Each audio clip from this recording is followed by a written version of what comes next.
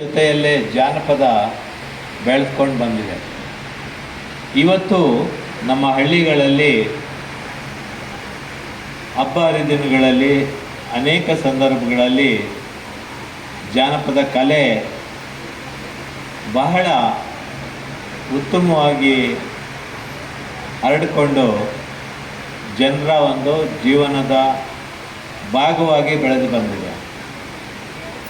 ನಮ್ಮ doctor ಮಧುರಾಣಿಗೌಡ and Shri Mahesh ರವರು ಅವರ ತಂಡ ಪ್ರತಿ ವರ್ಷ ಈ ಒಂದು ಕಾರ್ಯಕ್ರಮವನ್ನು ಮಾಡ್ತಾ ಇರೋ ಉದ್ದೇಶ ಏನು ಅಂದರೆ, ನಮ್ಮ ಯುವಜನಾಂಗ ಭವಿಷ್ಯದಲ್ಲಿ ಉತ್ತಮ ಪ್ರಜೆಗಳಾಗಿರಲಿಕ್ಕೆ ಈ ಜಾನಪದ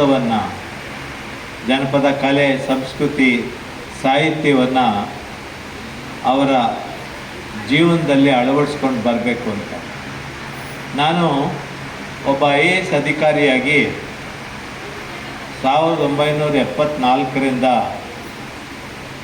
ಸುಮಾರು 30-40 ವರ್ಷ ವಿವಿಧ ಹುದ್ದೆಗಳಲ್ಲಿ ಕೆಲಸ ಮಾಡಿದ್ದೀನಿ.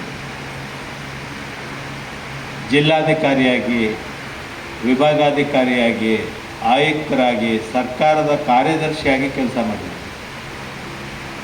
ಆದರೆ ನಾನು ಜಿಲ್ಲಾಧಿಕಾರಿಯಾಗಿದ್ದಾಗ ಜಿಲ್ಲೆಯ ಪೂರ್ಣ ಜವಾಬ್ದಾರಿ ನನ್ನ ಮೇಲಿತ್ತು. ಹಾಗಾಗಿ ಜಾನಪದವನ್ನು ಮುನ್ನಡೆಸೋದಕ್ಕೆ ಅಗತ್ಯವಾದ ಸಿದ್ಧತೆ ಮತ್ತು ಸಹಕಾರವನ್ನು ನಾನು ಜಿಲ್ಲಾಡಳಿತದಿಂದ ಕೊಡ್ತಾಯಿದ್ದೆ.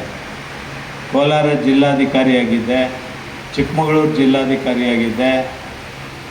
ಅಲ್ಲೆಲ್ಲ ಜನಪದವನ್ನು ಬೆಳೆಸಲಿಕ್ಕೆ ಪ್ರಯತ್ನ ಮಾಡಿದೆ. ಹಾಗಾಗಿ ನಮ್ಮ ಒಂದು ಜನಪದವನ್ನು ಉಳಿಸಿ ಬೆಳೆಸಲಿಕ್ಕೆ ಪ್ರಾಮಾಣಿಕ ಪ್ರಯತ್ನವನ್ನು ಮಾಡಿದವರು ನಮ್ಮ ನಾಡೋಜ HL ನಾಗೇಗೌಡರು. ನನ್ನಂತೆ ಅವರು ಒಬ್ಬರು IAS ಅಧಿಕಾರಿಯಾಗಿದ್ದರು. ಅವರು ರಾಮನಗರ ಚನ್ನಪಟ್ಟಣದ ಮಧ್ಯೆ ಇರ್ತಕ್ಕಂಥ ಜಾನಪದ ಲೋಕ ಅನ್ನುವ ಸ್ಥಳದಲ್ಲಿ ಜನಪದ ಕಲಾವಿದರಿಗೆ ಅವರ ಕಲಾ ಪ್ರದರ್ಶನ, ತರಬೇತಿ ಮತ್ತು ಜನಪದವನ್ನು ಬೆಳೀಲಿಕ್ಕೆ ಒಂದು ಕೇಂದ್ರವನ್ನು ಮಾಡಿದ್ರು. ಅದು ರಾಜ್ಯದಲ್ಲೇ, ರಾಷ್ಟ್ರದಲ್ಲೇ ಅತ್ಯುನ್ನತವಾದಂಥ ಜಾನಪದ ಕಾಶಿ ಅಂತ ಹೆಸರಾಗಿದೆ.